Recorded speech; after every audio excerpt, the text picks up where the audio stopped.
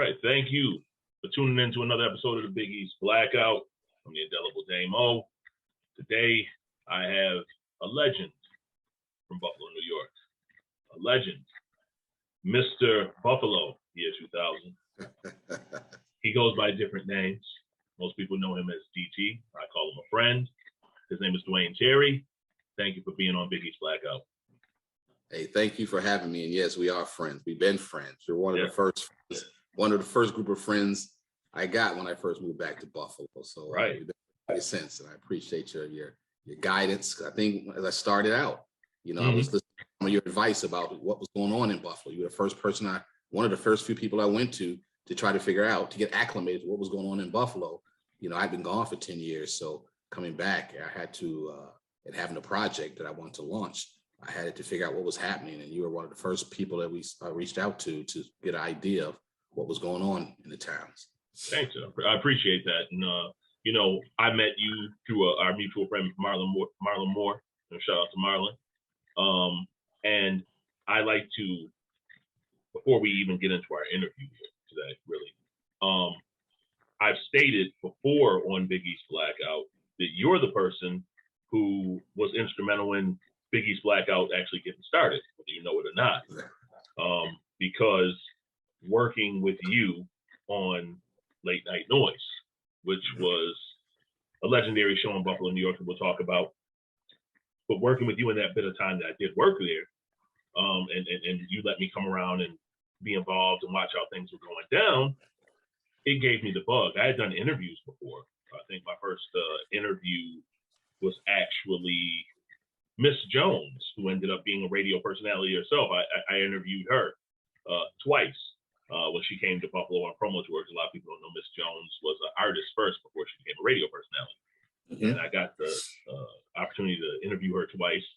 And then I hooked up with Van Silk, who did Rap Mania and used to manage like Dougie Fresh and those guys. And I did some interviews for him. So I got the bug a little bit there. But yours was the first time ever in a visual capacity, and then taking it from there.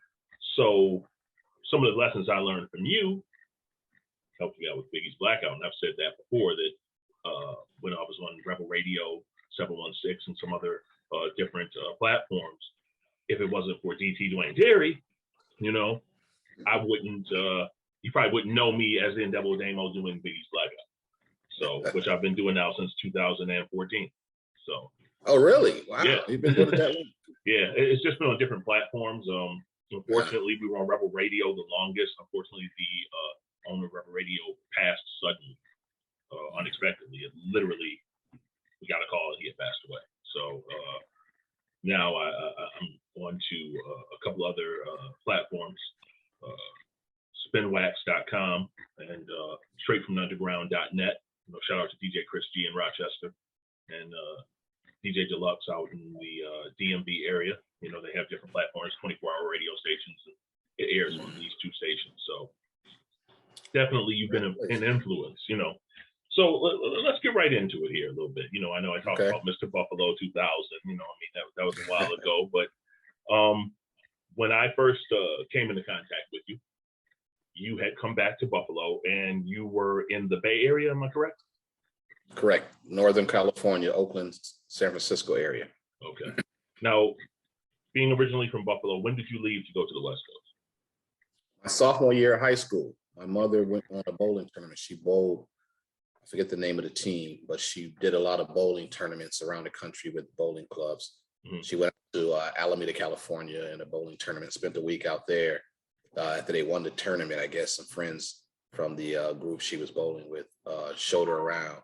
And she fell in love with the atmosphere, the landscape. She looked into opportunities, job opportunities, and she found an opportunity to, get a job, while she's out there bowling. She, just the connections happened. So after that, she came home and she's like, we're going to move to California. And we're like, what? Where is California?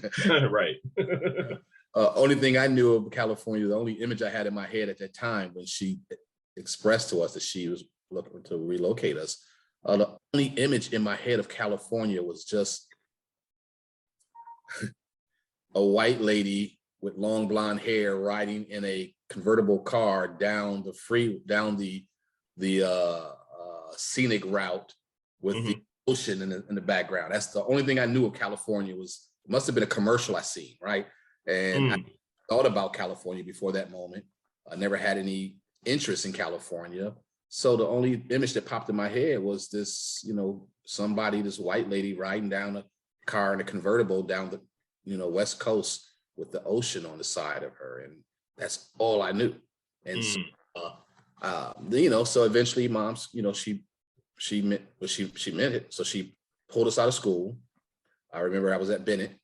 I remember telling the people in my homeroom that I'm moving to California.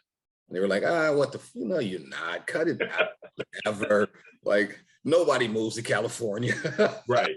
Right. And at that point, I was like, no, really, I'm really moving to California. And they were like, whatever, and so there was no really send off for me because nobody believed I was leaving. And I guess the next week when I didn't show up, they must have been like, well, he must have really moved. Yeah. Yeah. So my mom, she sold her car and, sold furniture and packed up what she could and shipped it out. Wasn't most, just our clothes and stuff. She had some friends out there who set up the apartment that we were going to live in when we got there. We got on a Greyhound bus, me, my two sisters, and my mom. Spent 3 days on a Greyhound bus traveling from Buffalo, New York to Oakland, California.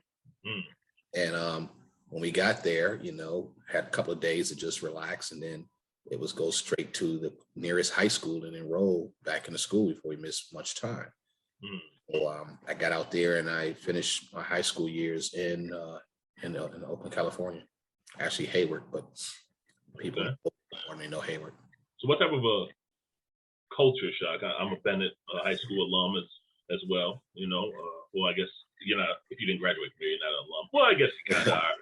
You're from Bennett, okay. You were there. That's the last school you were at while you were in Buffalo. Tell me about the culture shock going from Buffalo, New York to California. So the biggest shock was going from Bennett High School. You're in this building, 4-story building, all day long with guards at the doors to make sure people don't come in and out, so you could just walk out. To go into a school that's a campus, a high school that's a campus, where between every class you get to go outside and hang out for 15 minutes before it's time for your next class. And you can drive off to go to lunch anywhere you want. You can walk off and not come back to school. They didn't really care. That was your choice. You're the one to either pass or fail. They weren't trying to find ways to keep you in school. They were like, hey, if you don't want to go to class, then you won't graduate. But we all people, drove to school and they drove off to lunch to different restaurants in the area or whatever. Came back, and then in between each class, we kind of congregated outside in what's called the quad, the large area in between the different halls that had the different classrooms in them. And that was beautiful. I mean, I got to have, not to mention the weather was always nice. And so I'm out here. And the other shock was that I was meeting people I didn't know existed. My friend Frankie Sablon, he was Guamanian. I had to ask him, Frankie, what are you? He's like, all I knew was black, white, Puerto Rican, right. Right. He was Guamanian. And I was like, well, where's that from? Where are you from? He's like, I'm from Guam. I'm like, where's Guam? Like, I didn't even know where Guam was. It wasn't on my radar. It wasn't anything I was told or taught or was told where it was or taught by in any curriculum where it was. Of course, I could have looked at it in history and tried to figure out, but if you're living in Buffalo, who even cares where Guam is? You don't know anything about Guam because it's so Guamanians and Filipinos and Asians and so out and Mexicans. And so I'm at the school where I'm meeting all these new people from all these different cultures. And that kind of opened my mind up because it was totally different than the way I was raised, So I was starting to absorb some of the different cultures, or at least pay attention to other people from other cultures.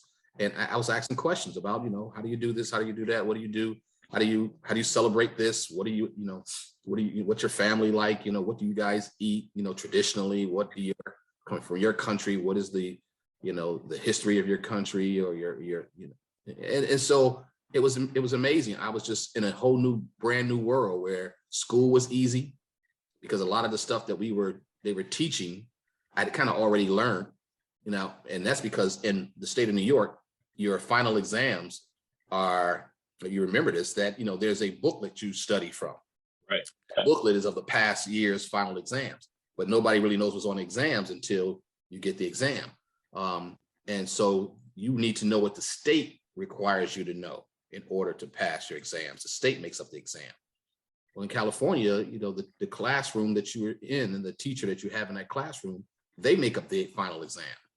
And so a lot of pressure was off me because a lot of the stuff that they were reviewing, we had already reviewed in Buffalo. So I had kind of a head start on the curriculum because we'd already covered this in history, and already covered this in math, and we already covered this in English. So it wasn't like it was new information I had to learn. So that gave me a chance to kind of relax and play sports. So I get to the high school, we sit down, we meet with the principal, Mr. Rattle, and he realized, oh, you're from New York. Oh, he immediately signs me up for the basketball team, the track team, and the football team, all in the same time. Like, you wanted to or not, right? Yeah, right. Oh yeah, we got a football team. I'm going to put you down for this and that, and what other sport do you like? And so I end up being able to play sports and still keep my grades decent because the work was easier, and that gave me a chance to really enjoy the last year and a half of my high school years. I never knew that you played any sports at all. I don't think that's anything that ever came up in a conversation between us. Oh yeah, football, basketball. I ran track. I was on my 8th grade volleyball team because we had 3 or 4 damn near 7-footers in the class. Forey Billups, Chucky Bishop. I remember Forey Billups. God bless him. Remember Forey Billups? Yeah, I think he was All-American. Yeah, we had coming out of Campus North, we had a bunch of tall people. And so the coach created a men's volleyball team, and me and this guy, David Janot, I would really love to know what his folks are these days. David Janot were the setters. So our job was to set the ball to the guys who were the spikers. Right. Because they were so tall, so young, they were, it was hard to stop them and they're spiking. So, that gave me a chance to learn volleyball and play volleyball for a year. Then when I got to California, I played football, I ran track, played basketball. The only thing I didn't do that was big out there was wrestling was really big on the West Coast. High school wrestling was a huge sport. Mm-hmm. Where I think, and then on the East Coast in Bennett, which was weird, that didn't exist much in California, was weightlifting. Bennett had a strong weightlifting team. Mm-hmm. To the West Coast, that wasn't a sport that was recognized out there in their high schools as a sport that people were doing. So I guess it's just culturally, different based on the East Coast, West Coast lifestyles. Yeah, I remember Forey Billups very well. Yeah, I remember him. I just actually was reading an article about him. God bless him. It's strange you say, well, not strange, funny that you say there are some 7-footers or almost 7-footers there. My son, who's 6'8", and is a sophomore in high school now,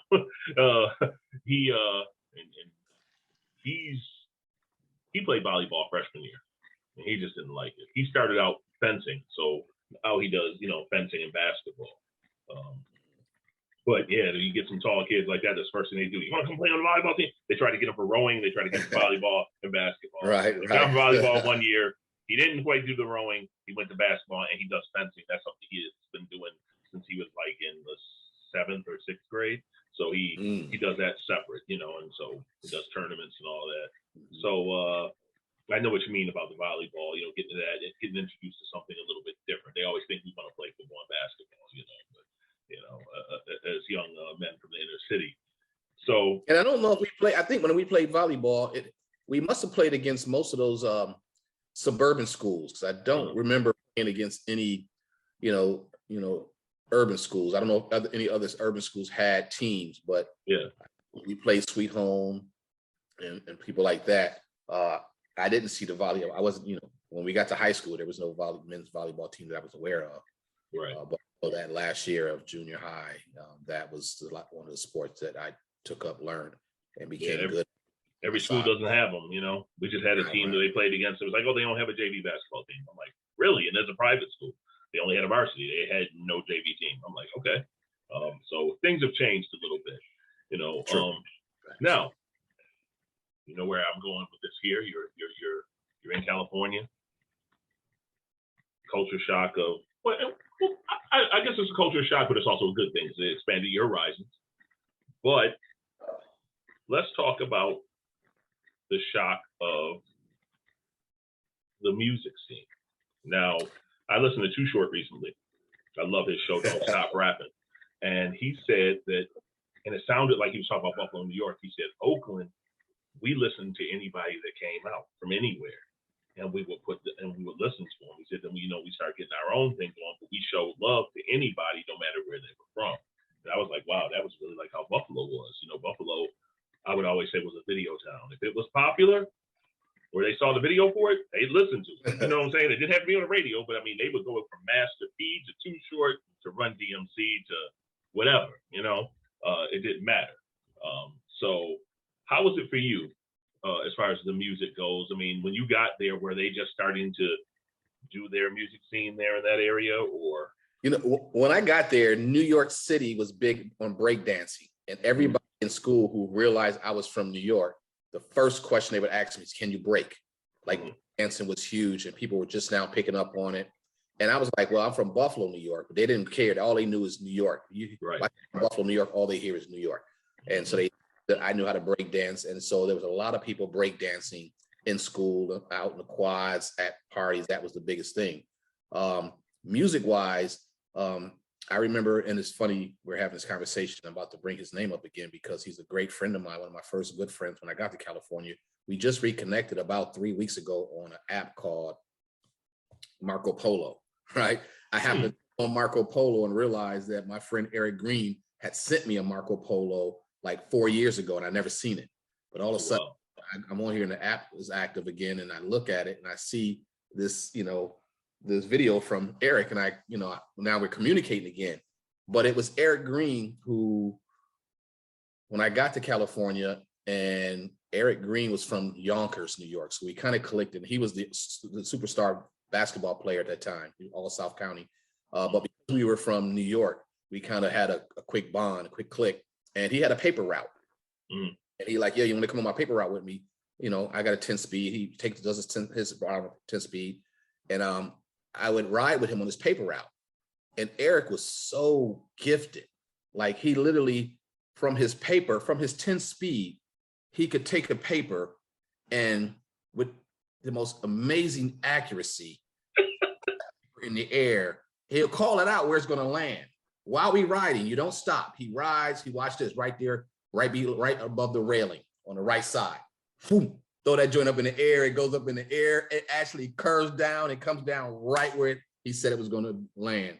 And he was just good. Now, again, this kid, he was all South County basketball star. So, I kind of wondered if there was a correlation. But, riding with him and watching him do that, I just, I'm always a fan of people who have talent. If you got, I want to observe and watch and maybe learn.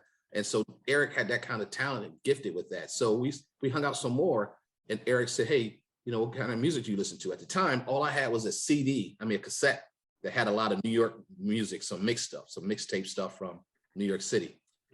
But I had not been, at that point, I wasn't invested in music. I had no musical taste. I didn't have, I don't think when I was in Buffalo, I ever had an opportunity to play the kind of music I liked. Because again, rap was in its infancy. So it wasn't until rap really took off that I became, attracted to rap music, and that was the thing.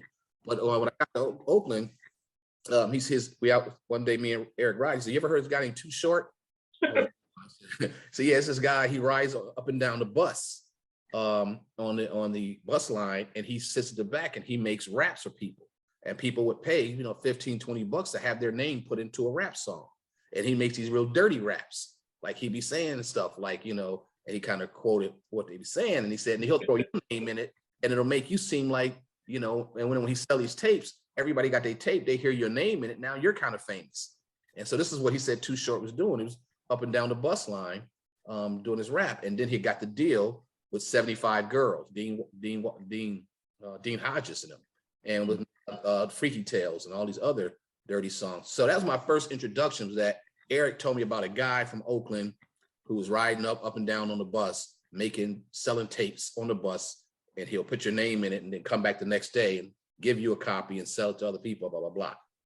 So I started listening to that, and I think that kind of drew me into a different kind of rap than what New York was putting out.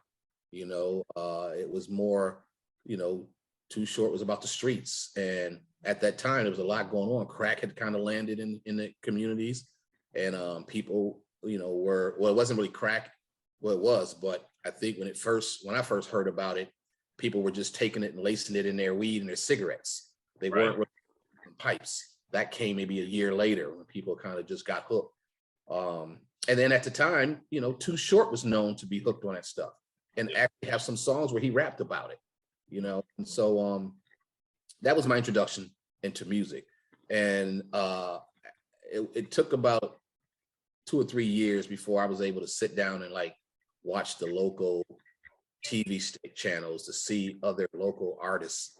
It was only a handful. It was like, you know, Dangerous Dane, Richie Rich, the 415, Richie Rich and the 415. These were early groups I first seen that were local, that weren't national acts, but they had a local buzz locally in Oakland. So that's kind of drew me in, as I wanted to know more about these local people. And you know, it started with Too Short. I gotta say, my love for local talent started with the story, my introduction to Too Short and hearing what he did, and now being in the area and, you know, that he was in. It took me a while to finally see him for the first time, but, you know, we eventually became friends through music videos and working, but he was a legend. He was the first legend that I met who had legendary status in Oakland, and, you know, and was still in Oakland, walking around in places you wouldn't expect to see him in. Mm-hmm. You know, and I know people who talk about, you know, like in New York City, for example, coming up in the late 80s, early 90s, going through the 90s, even now, Video Music Box with Ralph McDaniels. Great documentary about him, this, I believe, on Showtime or HBO Max. Showtime. Showtime, yeah, really good documentary. I think so. And they said that they didn't have BET in New York, I guess certain parts of New York, for a long time. So they didn't have like Rap City and all that. And I guess they couldn't see, some of them couldn't see MTV, some of them, I guess, but they would see Video Music Box. And it's funny that you say the thing about Too Short walking around, because a friend of mine said, yeah, you're sitting there watching the video, and then you go to the bodega or the pizza spot, and the guy you just saw in the video is sitting there coming out the store. Like, these are guys in your neighborhood, and they're stars on TV, but they live in your neighborhood, and you're seeing them just at the store or hanging out or whatever. So I think that helps in areas like that, for people not to star, but not to be starstruck. The person who, like yourself, seeing Too Short, you're like, oh wow, this is a legend, but you're seeing them around so much so you can get familiar with them. Here in Buffalo, for years we would always see Benny the Butcher, you know, everywhere. You know Benny and the guys and those guys, Griselda. We always saw him around and still see him around. So to us, it's just like, oh, there's Benny or there's Conway, or there's, you know, it's not where you go to another city, you see people going crazy. Oh my God, it's Benny the Butcher. I'm like, yeah, it's Benny. We don't see it that way because they were always just around. Now, you got introduced to Too Short. When I met you, I remember going into your house and you just had a bunch of tapes of videos. And you were like, yeah, I direct videos, you know, and I remember Marlon Moore telling me, and I'm like, and you're showing me videos. I think you were in one. I think it was an E40 video, and they had a shot of you, quick cameo of you, and you're like, I directed this, I directed that. How did you get into that? How did you go from being this guy that went from Buffalo, goes to the Oakland area, see someone like Too Short, and then you start directing videos? So how did you get into the video making process, and how did you get hooked up to start doing these videos with these guys? Because you had a lot of good work, and they respected you. It was all God's work. I know that to some people, they might think, oh, that's cliches, but I'll tell you, none of it was anything I ever dreamed of doing. I didn't even try to do it. Opportunities just landed in front of me time after time after time, and it just snowballed into a career. So the very first time I even started to my first video that I ever shot in my life was a video. I was going through a phase where I wanted a pet. I was living on my own, and I wanted a pet, and I wanted to get a boa. You know, I said I met a guy that had a small little boa constrictor as a pet. So you couldn't want a chihuahua or something, right? You gotta have a boa. I wanted something different, right? I'm always different. I always gotta be different. So I went down to the place to get a boa. Okay. And when I got back down there after I seen them, when I had the money to get it, I came back. They didn't have any more. So I ended up buying a tarantula. Wow. Okay. Leg tarantula. Then I had a nice big aquarium about the size of that bag. I mean, it was huge. And I went there and just watch them, you know, and then sometimes take them out and see if, you know, I could somehow bond with a tarantula that would know I'm the owner and he won't bite me, kind of thing. You know, I don't know. I was right. But I did. I would take him out and, you know, let him walk on my arm and let's sit him down and let him walk around the house, so to speak. Just watch how this tarantula would act in a, you know, an environment that's not natural to what it's probably used to. Right. Then I was sitting down one day, to be honest with you, be 100% honest, I had a car that got repossessed, a brand new car that got repossessed. And when my uncle came and took it from me because he co-signed for it, I was stuck at home, embarrassed, defeated, confused, wasn't quite sure what I was supposed to be doing now that I don't have a vehicle, how to get around, and, you know, just everything, just, you know.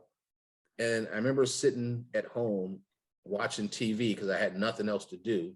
And I was watching one of the video channels, and I seen some video on, and I said to myself, I can make a better video than that.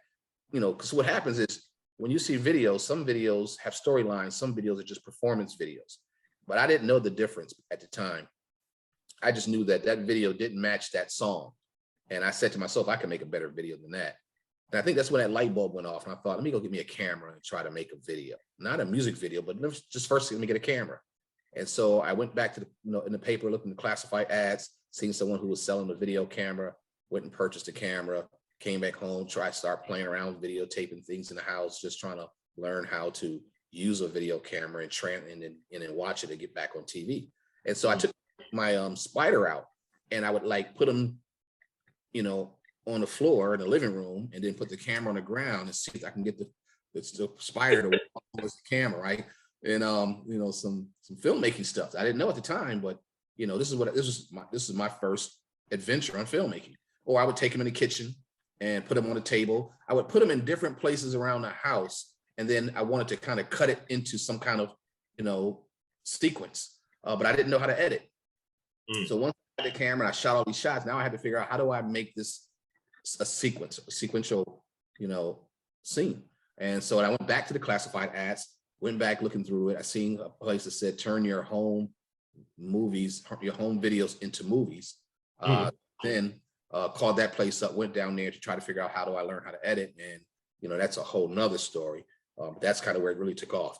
So I do this video, and now I like, okay, that was cool. I like that. I didn't really put, you know, some music to it.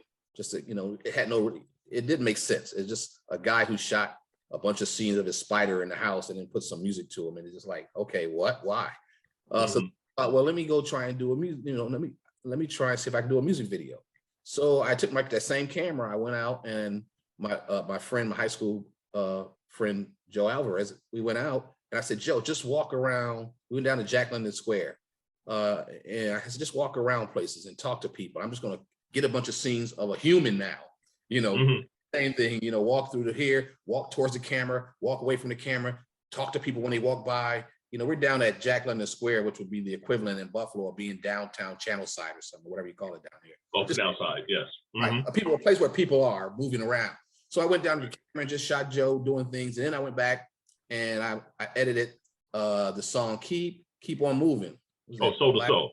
Soul to Soul. So I took that song, Keep On Moving, Don't Stop Till, and I just cut the scenes of Joe walking around Jack London Square talking to people. So I did all that, and that became, you know, that was my first piece of video that had music with it. you know, and I think I showed somebody that and they thought, oh, that's pretty cool. Then I decided, well, now I want to do a music video with a rap group, rappers. Okay. So I went to the recording studio in Oakland called J Jam's Recording Studio. And I met this group called the Dwaine Poets. They were really young. They were at the studio, same studio that Tony was using to do their first album. Oh, wow. And I became friends with the engineer, Joe Capers. And so I used to always come back up there and hang out with him. And I met this young group and I said, hey, can I do your demo video? And they were like, well, what's a demo video? I said, well, basically,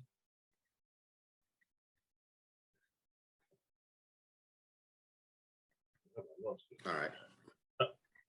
All right, we had a little technical difficulty there, so so apologize there. Okay, so go back to what you were saying. You said you went to the studio.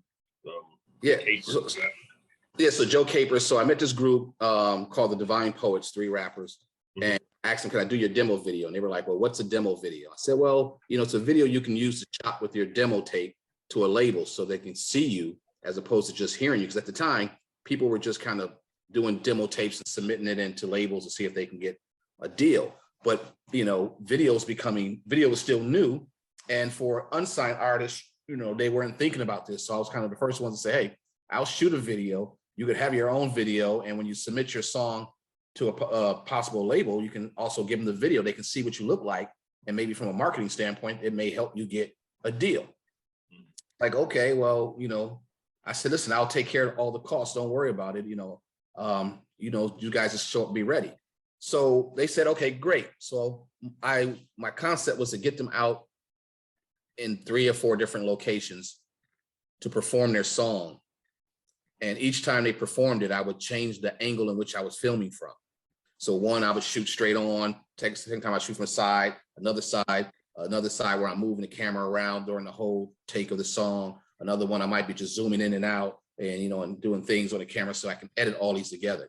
Okay. I then went to, the thing that stood out in that video is near my high school, there was a body shop at the corner in my high school that that had exotic cars in the showroom on the corner. You know, you turn the corner, this whole building was a showroom floor and it had all these exotic Porsches.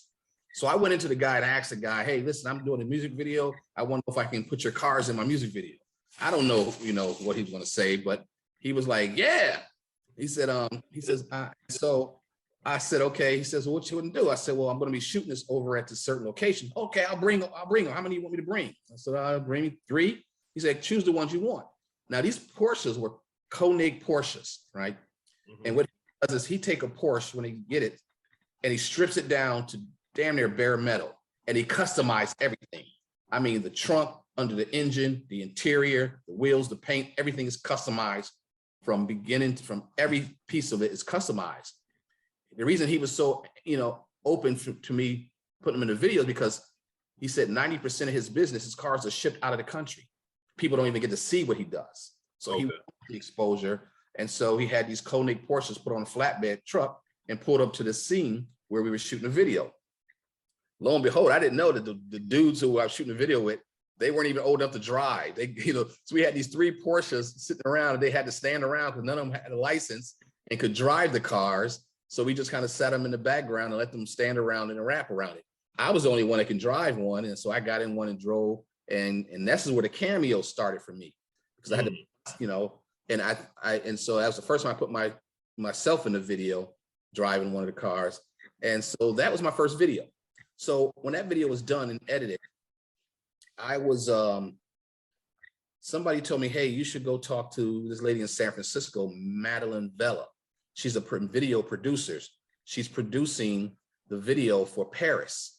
So I went over to met with her and sat in her office. And we talked and I showed her that video and she was like, whoa, you know, she latched on. She wanted me to work with her. Listen, I want you to be I guess she wanted me to be, you know, because I was Black and rap. Yeah, she thought that, okay, this is the first Black guy I know who can do a video. You should work with me. So she offered me some work. She said, well, first we're going to take you out to Paris video, break the grip of shame. And so also, just sorry to cut you off there. I just wanted to the listeners, if you don't know who Paris is, that's the Black Panther rap. Right. Devil Made Me Do It. What was the name of the second album that got banned and everything? picture him was done outside the White House. Had some hits. He's worked with Public Enemy. He's a legend. Yeah. Yeah, he is. He's militant. Yeah, he's definitely a legend though. Yeah, the Black Panther rap Paris, Devil Made Me Do It. Yeah. But okay, I'm sorry. All right, no, thank you. That background information is necessary. And so yeah, I go to that video, and the first thing that they want me to do, they put me on the payroll, and my job was to take Polaroid pictures of the scene before they shoot it, so they can look at the Polaroids and see the shadows. They were shooting it in black and white. So my job was to shoot the scene if they set it up, shoot it in with the Polaroid, they'll pull it out, look at it, then they can tweak their lighting if they needed to because of where they wanted shadows to fall or shadows not to be there. So that was my introduction. That's how I met Paris. And so I worked on that first video. And then after that, I kind of came back to Oakland, and all of a sudden, the Divine Poets showed their videos to some other local rappers, and they wanted one too. So all of a sudden I started doing these small independent one camera shoot videos, and one turned into 4. And then I did one for EA Ski, who turned out to be a legend in Oakland. I did his very first music video.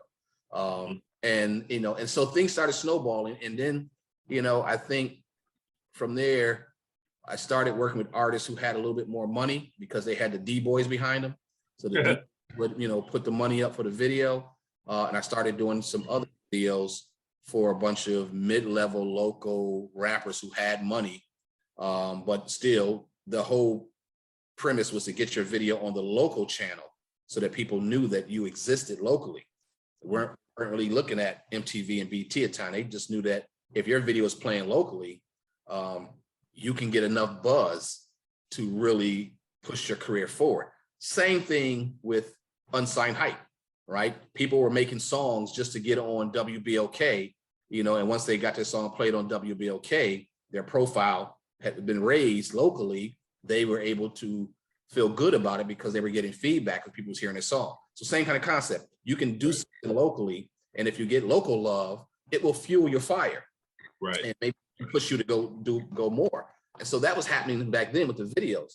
And so, I'm doing those videos, and then I get a call to do, from Paris, I get a chance to do K Cloud and the Crew. K Cloud Crew was really close to Paris. So after I did the Paris video, the K Cloud and the Crew guys came and said, hey, can you do our video? And that was my first time shooting a video on 35mm film. And so we shot that video, $10,000 budget, and it got a lot of local love. And then from there, it started snowballing. I started doing a video. Every time I did a video, there was somebody on the set who was here to do a cameo who wanted me to do their video next.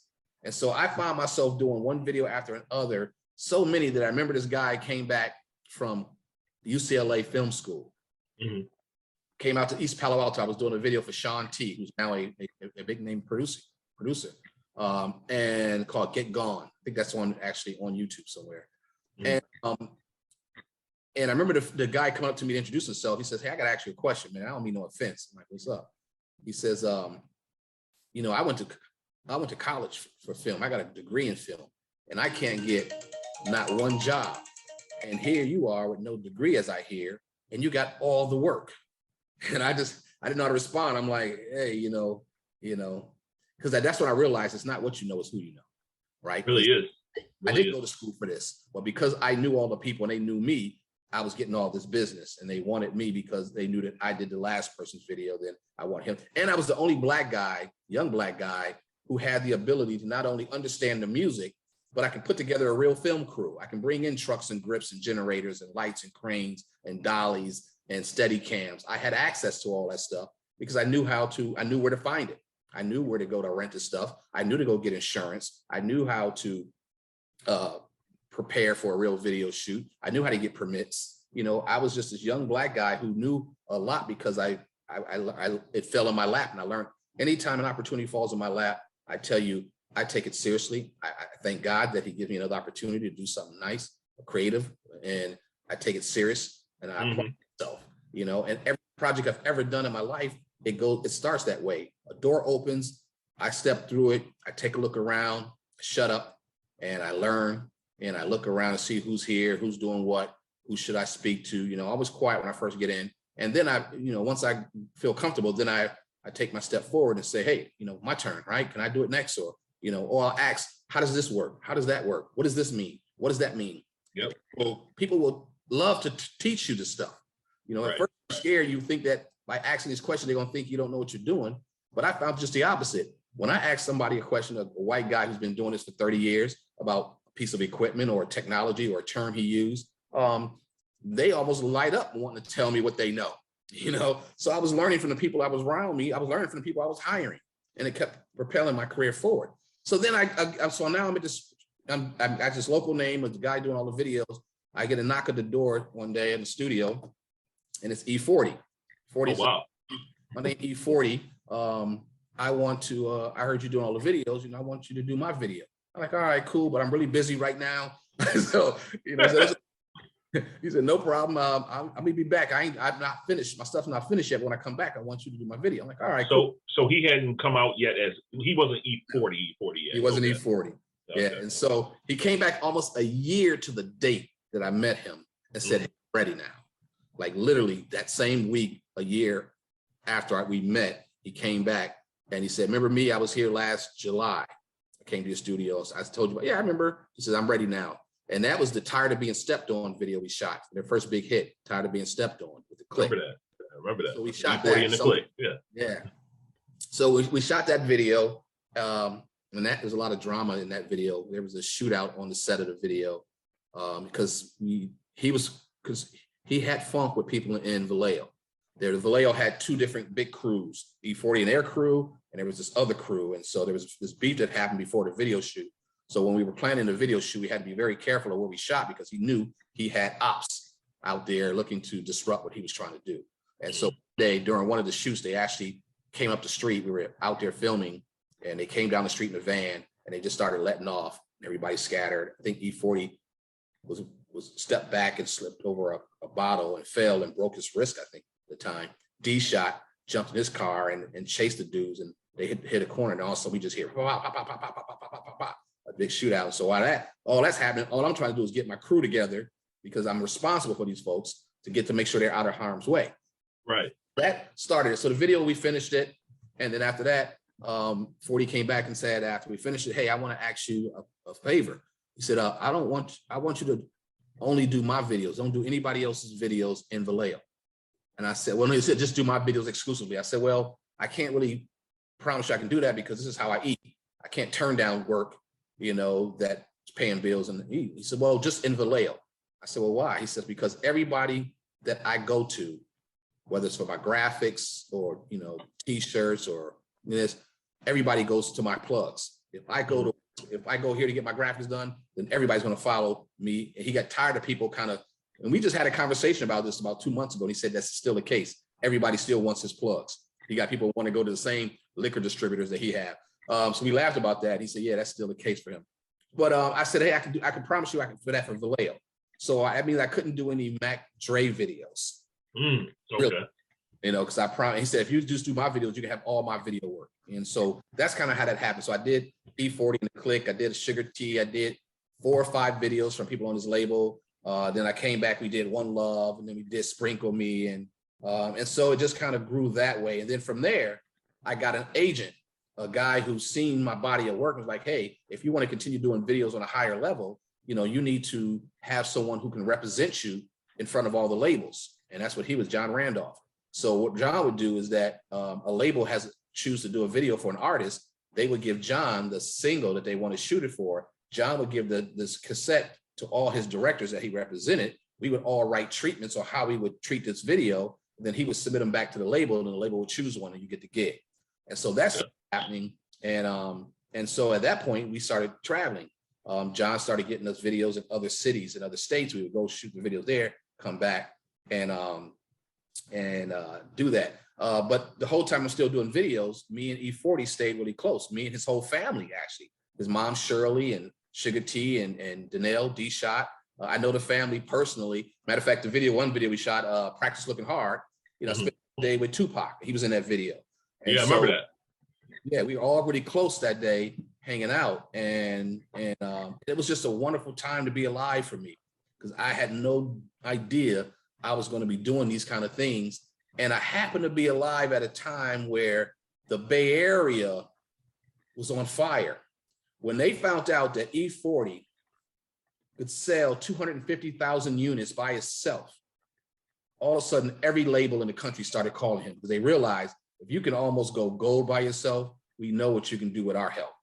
So I remember 40 calling me from, he was in a hotel in New York City. He called me, he says, D, he said, everybody's calling. I'm in a hotel room and every label is calling me. And he says, man, and I asked him, I said, you know who you're going to sign with? And he was at that point still leaning to Jive, but it was another label he thought he might sign to, but then he eventually did sign to Jive Records. So then I did a few videos for Jive Records, and then I got tired of the politics. I kept telling 40, listen, I don't mind you getting other directors. You're going to need to, other people got other styles. You know, you don't have to be loyal to me like that. You know, I want you to have the best videos you can get. And if the budget's getting bigger and that'll afford you to get, you know, other people to do your videos, I'm so cool with that, man. I want to see you grow. You know, I don't really want to be the one person that you always got to fight for doing your videos because you made some promise with me, you know, years back. So he eventually, you know, decided, okay, cool. And, you know, I kept doing my thing and he kept doing his thing and we stayed friends. To this day, we're still friends. And that's kind of how that whole thing. Then I get a call about my grandmother going under the knife. Now, backstory is that my grandmother meant more to me than anything on the planet. That was the lady I loved the most. And when I heard that I'm in California and she has to go into surgery and if you don't know how it's going to turn out, nothing else mattered to me. I dropped my whole career and came back to Buffalo. Matter of fact, my agent, John, when I told him I'm moving back to Buffalo, he said, well, wait a minute, what are you doing? How? You know, at that point, everybody thought I was going to be the next Spike Lee, right? That's what everybody thought. You're the next Spike Lee. Your movies is next. You've done all these videos and some commercial work. Video is next. We guarantee it. And maybe, but I wasn't really interested in it. Even at that point, I was more interested in television than I was movies. Oh, wow. I never knew that. Okay. Yeah, I never really had dreams of being making movies. I always wanted to do television because you can get your ideas out faster. It's a faster paced medium. You can have an idea that day and have it on TV that night. With the music videos, it took us 30 days from the time we signed the contract to do the video to the time we submitted the video to a station. There was about 30 days in between that time, you know, to get from start to finish. And so you'd be locked in for 30 days trying to finish a project. And if you're lucky, you know, you get a team, you can do multiple projects, but I didn't have a big team. I had just a few people that I trust and we just did our thing. So I moved back. I called John and said, John, I'm moving back to Buffalo. He was like, wait. You don't, why would you do that? I said, well, my grandmother, They're like, all right, well, listen, give me 24 hours. Let me check into something. So I guess he calls around. Excuse me. He calls me back. He says, D, there's nothing in Buffalo. He says, there's not a music, there's not even a record label in Buffalo or any, I couldn't find nothing in Buffalo. So if you go back to Buffalo and you want to continue doing what you're doing, any equipment you need is going to have to come from Toronto or New York City. You got to ship, you know, and that's going to cost just to have that equipment trucked in that far for you to shoot a video, a film video. Right. And so he said, but here's the number, Laura Schwartz. If you want to continue doing it, call Laura Schwartz. She's a big time producer in New York City. She'll get you set. I was like, all right, thanks, peace. So I decided right before I left, you know, when I got to Buffalo, I called all the directors, all the video people I worked with at the different record labels. And I told them, listen, I no longer direct videos. Just send me your finished product. I'm going to start a video show and I'm going to play videos. And they were like, oh, really? Okay, cool. So I started getting all these videos sent to my house that were like first run videos. I started Late Night Noise, and I started playing videos, one that people had never seen on the East Coast because of the bias the East Coast had towards West Coast. Hit 'em Up. Nobody had ever seen Hit 'em Up until I played it on Late Night Noise. I remember that. Actually, nobody had seen Eminem until I played him on Late Night Noise. I remember he telling me, call me and say, come to Doris. I come up to Doris. He says, who's this dude, Stan or something? I said, huh? He said, yeah, everybody's coming here asking for this thing that they said they seen on Late Night Noise. And funny thing, and Marlon could attest to this, I played Eminem as a joke because he reminded us of somebody from WBNY. Remember Doc Martin's buddy? It was Doc Martin and the other dude. Yeah. We played the video to say that this dude reminds us of that dude, not really realizing that, you know, this dude was going to blow up to who he was, but we played it as kind of like a a joke to kind of talk, to poke at homeboy. And and I remember Pete's asking me, who was this Pete person? And it was the Slim Shady, you know, and so we were the first one to play it. When I played Hit 'Em Up, people called all night long asking me, where did I get that video from? So what I actually found out is that, you know, and then the labels started sending me stuff because they realized they were getting spins on a coast that they would never get spins before. So record labels looked at me as a savior. Like when they read the trade magazines of where they were getting spins, and they seen they were getting spins on the East Coast, at first they were like, how?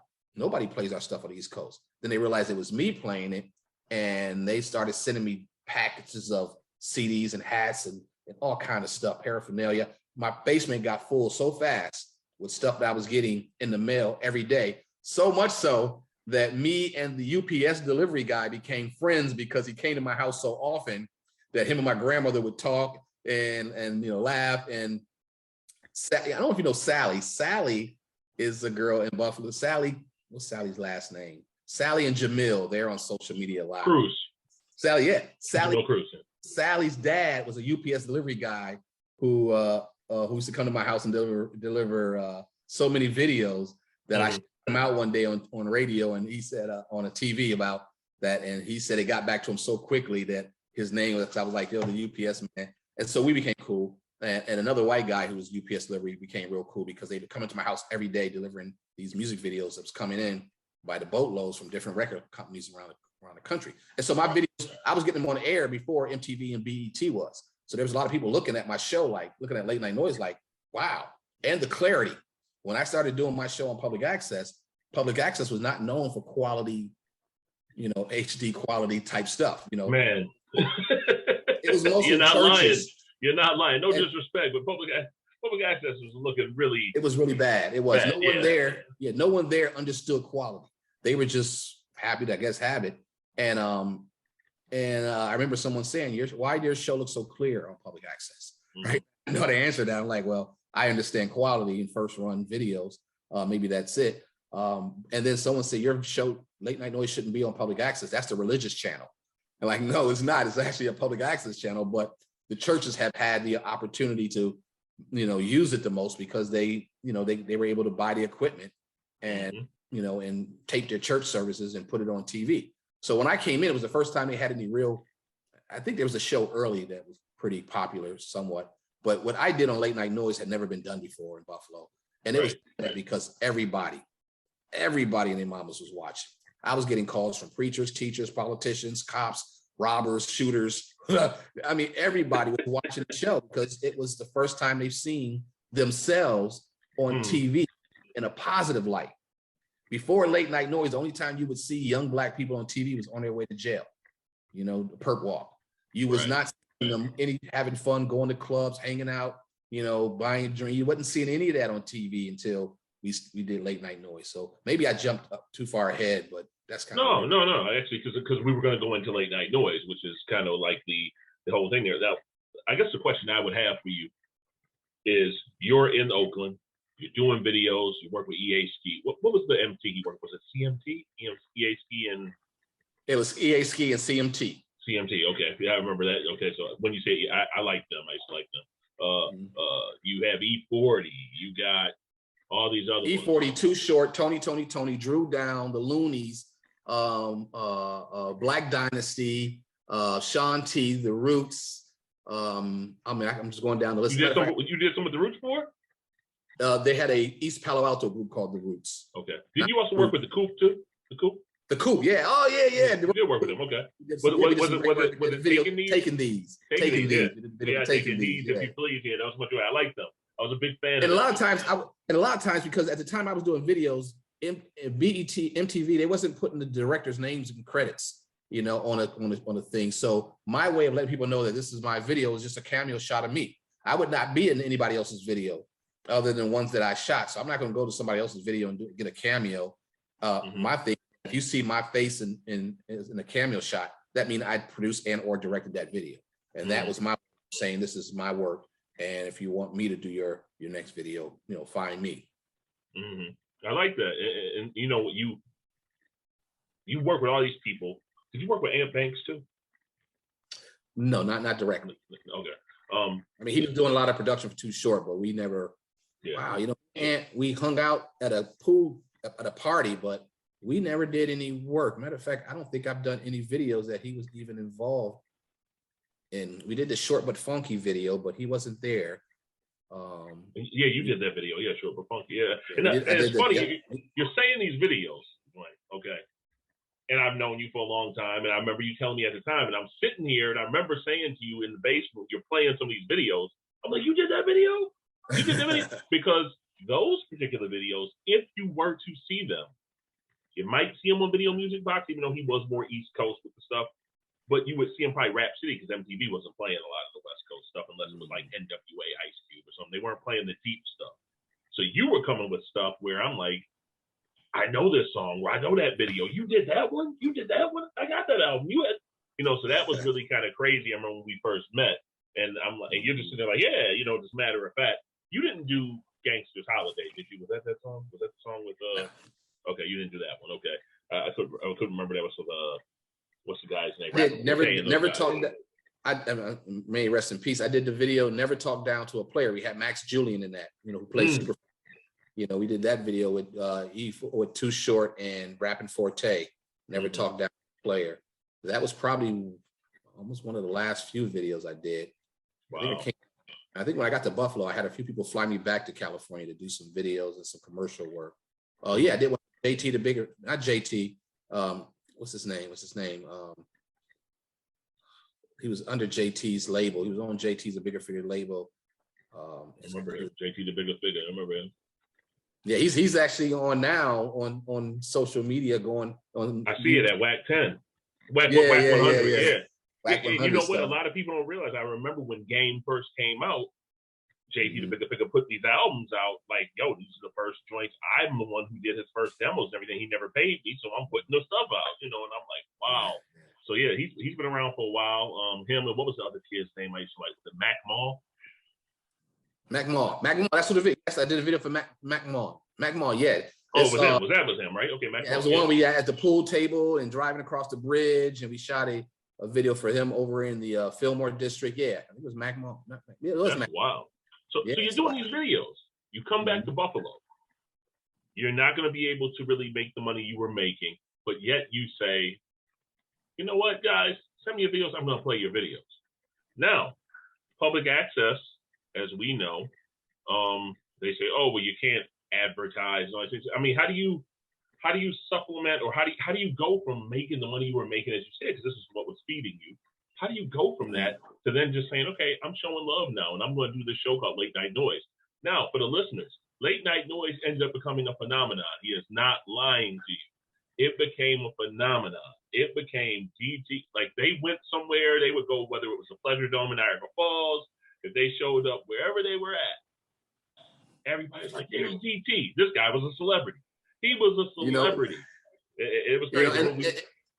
You're right. It did turn into a celebrity, and even though that sound great, it was the reason why I left Buffalo, because I never wanted to be a celebrity, and it having that exposure. So I did Late Night Noise to do the videos, and I tried to find hosts for Late Night Noise, right? But people didn't quite understand the kind of host I was looking for. They would try, but they wouldn't really hit the mark. So I ended up having to kind of step in front of the camera myself.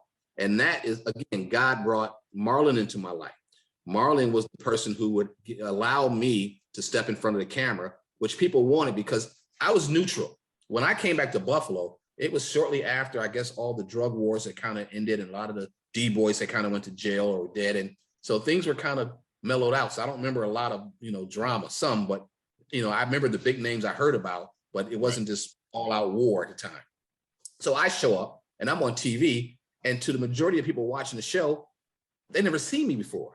The folks who've seen me back in when I lived on Fillmore, Leroy, and people who I grew up with on Masson and Utica, and Purdy and Dodge, and all that, they knew me. But the majority of people had never knew me, because when I was a kid in high school, I was really a nobody. Nobody really, I had a small group of friends, but being in Bennett, I was not a big name in Bennett at all. And when I came back, I was a fresh face to everybody. You could not associate me with any group that had funk. I wasn't downtown. I wasn't, you know, and then when I got on TV, I was shouting all of them out, which put me in a position where I was being neutral. I was sure to send love to all the neighborhoods, not just one that I might be from, you know. And so, and then I think people came to me and was like, you know, we want to see you on TV more than the people that you're putting on TV. So I tried to get my man on TV, and I had Chandra. A funny story. Walt was from the streets. Chandra was a police officer. There's this one episode, the video still exists, where they're both on a set together. And as they sit side by side hosting Late Night Noise, they kind of leaning away from each other, right?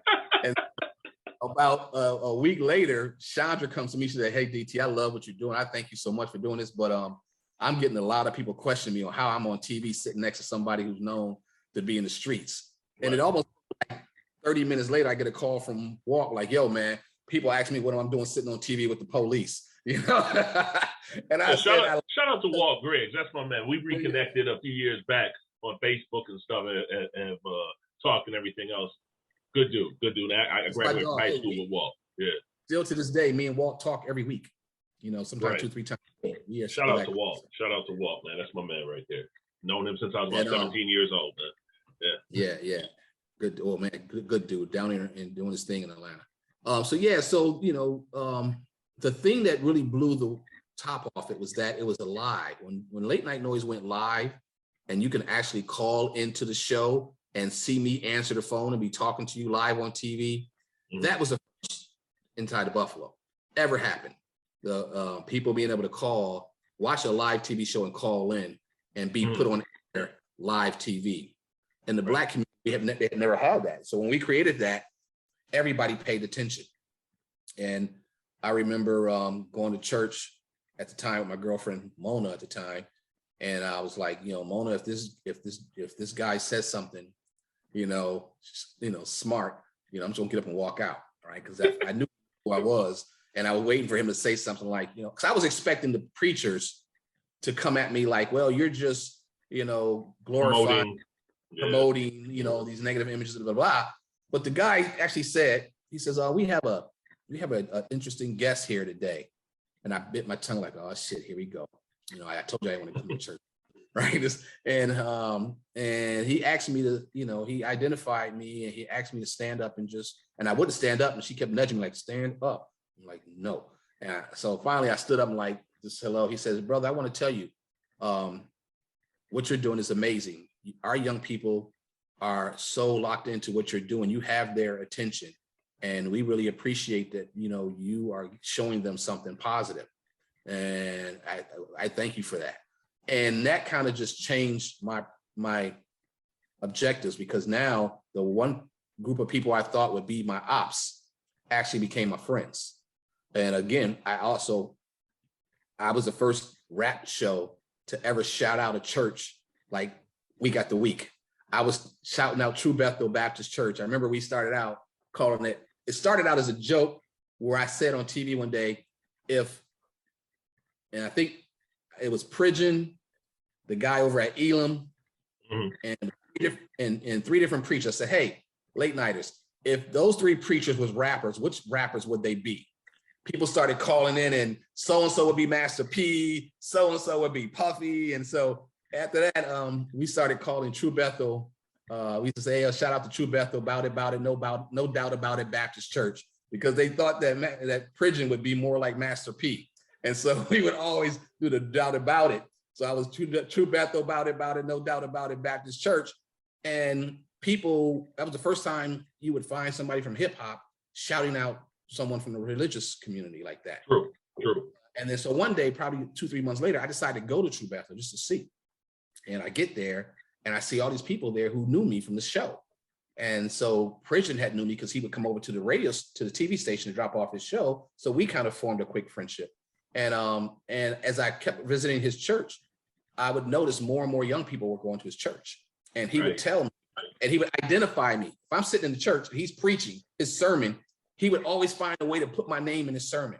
And it was kind of this reciprocal shout out. I shout him out on TV. Randomly, he shout me out in his sermon. And it created this kind of friendship and bond. And then when Late Night Noise went to Channel 7,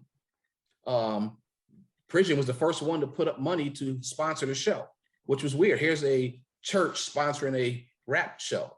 I mean, it was, but he put his money where his mouth was. He said, if I get on Channel 7, I'll be one of your sponsors. I'll buy commercial time to make sure you're on there. And he did that.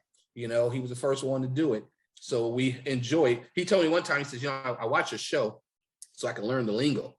I can learn, how young people are talking. He said, but I made a mistake one day.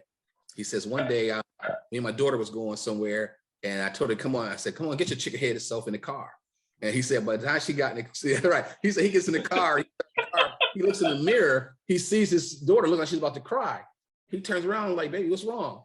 Daddy, you called me a chicken head. And he said he didn't know what a chicken head was. He just heard it on one of the videos. Yeah, Lord. Well, keeping it real goes wrong, right? That's what that was. Yeah, so we enjoyed a friendship that way. I told him, I said, hey, listen, you're not going to see me in church every week. I'm not that kind of person. I said, but I would love to still, consider you kind of my pastor. And if I have issues, I would hope that I can call you and maybe talk to you offline about what I'm going through. So we had a great friendship on that level that we would support each other. And whenever I did come to church and he wanted me to work one of the cameras, he would pay me. He would pay me without a heartbeat. But if one of his people asked me to come work, they wasn't trying to pay me. They were just trying to get, milk me for knowledge about how to create their. So that was really cool having that. And when we got to Channel 7, remember, my show is now on public access and Channel 7 at the same time, on the same night. And I'm on radio.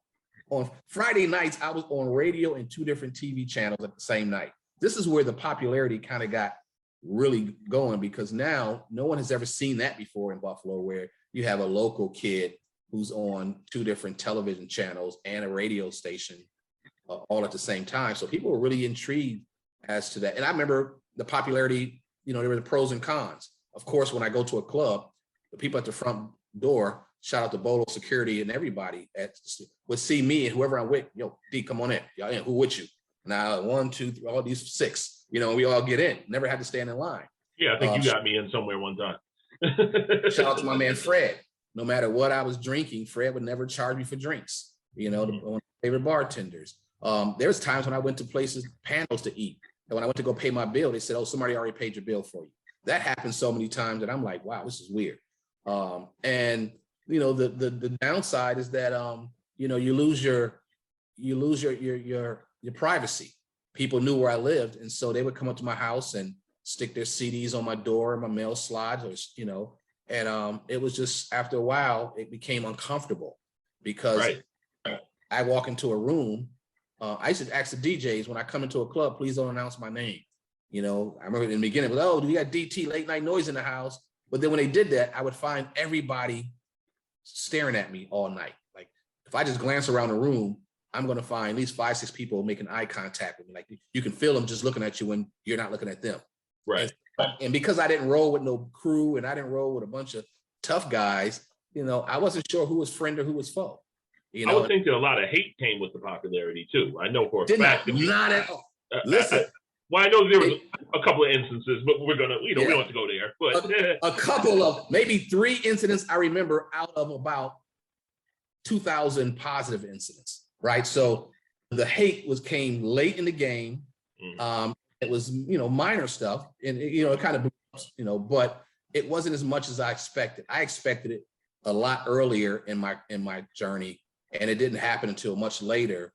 But the amount of people who opened doors for me and gave me opportunities and showed me love and brought me drinks and paid for my food, and now there were people paying me to put my name on their flyer, and they didn't care if I came or not. They would just give me money to put my name on flyers. I made money like that, and hosting things. I hosted a lot of events. I wasn't a chief party rocker. You wasn't gonna have me at the club on the mic, talking about, yelling and hyping people up. That wasn't my style. I couldn't do that. I didn't have that. But if it's introducing who's coming out on stage or what's next, fashion shows, I love that stuff. I could do that with my eyes closed. But just rocking the mic in the club, and Safel used to try to get me to do that sensation. I told him, no, that's not me. I don't want. Oh, you can make money like that. I can make money other ways, but that's not me. I'm not the guy that can be on the mic talking shit all night, trying to get people hyped up. That's not who I am. And I stuck to that. You'd be on BOK. You think that I could have hosted a lot of events, just rocking the mic. And I turned them all down because I had my lane. I wanted to stay in my lane and do what I was good at. Now, you did not have a background in radio or anything, right? You did no. How did you get on WBOK? I never understood how you got on WBOK 93.7 FM. One night during our live broadcast, I was taking calls on Late Night Noise, and a caller called in, and I think it was a young kid, a boy, a guy, and he says, "Yo, D, you know, they're doing these First Fridays where they're honoring these people doing great things, and they like, yo, I don't know why they don't honor you. You do more for us than any other people that they do." And so I took the high road. I'm like, yeah, you know, I don't know. I'm not kind of in that circle. I'm, you know, not sure. You know, I just left it alone, and we just moved on to conversation. About 20 minutes later, Catherine Roberts called up, and she says, "Hey, DT, I just wanted to let you know that I'm, you know, I watch your show. I always watch your show. We've been wanting to honor you. We didn't know if you would accept it or not." I'm like, "Why wouldn't I?" And they said, "Well, you know, we wasn't sure." And so she said, "We'll talk again offline." So we talked, and she said, "Yeah, they wanted to honor me, so they finally did honor me." And I used to come up to the station with DJ Coles to help him on his commercials, play like a second voice when he was cutting commercials. And Coles wanted me to be on the show with him, but it was him and Brandy. And so Coles was trying to find a way to get me in BLK. And then one day I go there to help him do a commercial. I'm back in the elevator going downstairs. My phone rings, and Cole said, "Yo, D, come back up. Catherine and Skip wants to talk to you." So I came back up, and Skip says, "You know, hey, you ever think about doing radio?" And I smiled because at the time he asked me that, I was just contemplating and just had a conversation with DJ Shay, may he rest in peace, DJ preparing to boycott WBLK. Hey, I'll call you back. I'm on a Zoom call. Okay. He was preparing to go out in front of BLK and boycott BLK for not playing any local music. Wow. Going to support him. But when they asked me would I come, I said, "I don't know anything about radio, really." They're like, "Don't worry, we'll teach you, we'll show you." And so I did. I came back one night, and they put me on from like 12 midnight to 6 a.m. or something. And they just showed me the basic and said, you know, go. And so that's how it all started. So I did that. And there were some people at BLK who were big names at the time who didn't want me on. And one of the reasons they thought was all I was going to do was talk about Late Night Noise. And I found that out later, and, you know, way after I finished working there, which is ironic because I never said the word Late Night Noise my first 2 years on WBLK. As many times as I've been on, what's that? Once a week. How many weeks is there in a year? 52 weeks in a year. 52, yep. After probably like, you know, 100 and something shows, the first time I shouted out Late Night Noise on the air. And that wasn't because anybody told me not to. It's just because I wasn't really trying to cross them. I was trying to keep them somewhat separate because I knew commercial radio had this one reputation and Late Night Noise had a different reputation. Right. And, you know, people could see and know that I'm the same person from Late Night Noise, but I wasn't really trying to quickly cross promote it. And so, and I think Skip respected that I, you know, I played by the rules and I didn't try to, you know, go in and you know, cross promote my non-commercial product on a commercial radio station. I just played my role. And again, you know, it's all, you know, I appreciate the opportunities I get to do things. And when I get to do them, you know, I take them seriously. And so when I got on BLK, I started doing BLK. And then one day I was on the show with Coles and another DJ. I was like, "Yo, why don't y'all play a couple of, you know, local songs?" And they were like, no, we can't, we'll get in trouble, blah, blah, blah, blah. So I eventually went to Skip Dillard and asked him, "Can I do a local show?" And he's like, "No, you know." No, absolutely not. So then about a year later, Skip was gone and Chris Reynolds came in, and I went to Chris Reynolds and asked him, "Can I do a show where I play, you know, a mix with local music?" And he's like, "No, I'm not sure, you know, you ready for that?" I'm like, "All right." I came back about maybe 3 months later and asked again. He's like, "You know what? You can do it, but you know, I don't want these artists up here at the station. I don't want them coming knocking on my door." Matter of fact, and I thought that when he said I can do it, he was going to have me get the music, give it to him. He would program it to play. He was like, "No, you handle it all. You figure it out. You sort through it. You play it. You're responsible for anything that goes wrong." So that gave me an opportunity to start playing local music on WBLK. And it was the first time artists were able to hear their song on I had a guy, what's his name? He had hits. Man, this dude had hits that he produced. for a ton of big time artists that played on and WBLK played all of these hit songs. And the producer was a dude from Buffalo, and BLK would not even return this dude's phone call. This dude me and sat me down and played all the songs that he wrote. And I'm talking hits, Case, stuff for Bad Boy. I mean, he did so much stuff that we were playing on BLK, but BLK would never even return his phone call, and he was from Buffalo. And it was just sad. It was just to see that BLK and corporate radio didn't care enough about the talent. They don't mind saying, hey, keep the peace and stop the violence. But they was never really about supporting young people's talent. They just wanted people to buy their tickets to their concerts, their shows, listen to their stations. And I found that was uncomfortable for me. So, I tried to create another lane, and, Chris Reynolds gave me an opportunity to do so. And it took off. It took off very quickly, so fast that I had to go back to Chris and say, hey, Chris, can I play local artists from people who are not just from Buffalo? He's like, yeah, go ahead, do what you want. Then I opened it up to Canadian artists, fell in love with it. They were already in love with Late Night Noise because on Channel 7, they could see Late Night Noise. And what's funny? You say that because I remember you, me, and I think it was DJ Marvel took a trip up to Toronto, remember? Yeah. You guys introduced me to Toronto. That's right. That was the trip. My first. Yeah, it was the first trip going to Toronto. Yeah, we went up there, hung out for the day. And next thing I know, I think, was it Big Apple? Remember Apple? Big Apple, yeah. Big Apple. Didn't they have something like a Late Night Noise type of Canada, like a magazine or something? Yes. So we knew that I was getting all these emails from these Canadians about our show on Channel 7, because when it plays on Channel 7, the people in Toronto can see it. And so they were aware of this show. And so I said, well, since I'm getting emails, let me go up there and find some Canadian representatives of Late Night Noise so they can kind of call in and tell us, what's happening in Toronto. Since they watching and they love what we're doing, let me in, bring them into the fold. Right. So I go up there to a meeting. My cousin, Yankee Red, takes me up there and ends up introducing me to one of my best friends ever so far, still, St. Chris. And so we get up there and there's a line around a building. And I'm thinking that it's a show or something. And my cousin's like, no, they're here to meet you, bro. I'm like, what? I'll be on TV. And so I had to sit there, and my daughter's mother at the time was with me. My car had broke down, so she let me use her car. She drove up. So she's a witness. We sat there for 3 or 4 hours where I had to interview at least 30, 40 people who wanted to be part of Late Night Noise. And they were telling me what they were doing. And some of it was really weird because some of these people would come in and they would literally grab my hand and kind of bow to me. And I didn't know what that was about. Like that was a Canadian thing or what? A French thing. They would salute me, bow to me, hug me, shake my hand tightly. They were so happy to meet me. And so one guy finally told me, he said, brother, we've been praying for somebody like you for years. And here you are. I said, well, why, do y'all think I'm special? He says, obviously we watch your show. We can tell it's a hip hop show created by people who love hip hop, not a bunch of white guys at a network creating a show of hip hop. You can tell that the people who made this show are about the music. And, right. I was touched by that. They was able to identify that. And so I asked another person, well, why couldn't y'all just do this yourself if you guys been waiting on it? And they said, we don't have access to airwaves here in Canada the way you Americans do.